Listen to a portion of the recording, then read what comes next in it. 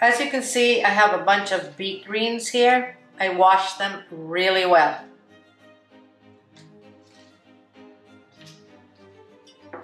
I'm going to cut them into smaller pieces.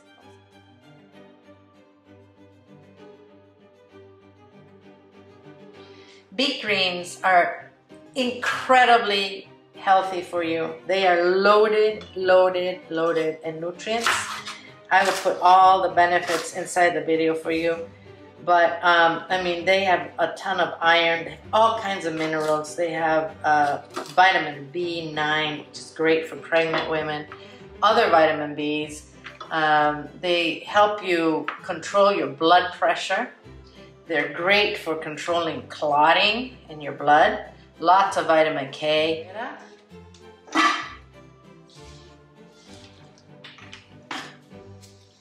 So we're going to steam these until they're nice and wilted and soft. These are ready. As you can see, all those leaves turned into not that much. This is how I eat these. Little olive oil. By the way, these took about 15 minutes, okay? I use apple cider vinegar and salt. Mix it up. These are a little bitter, you know? Bitter is good for you.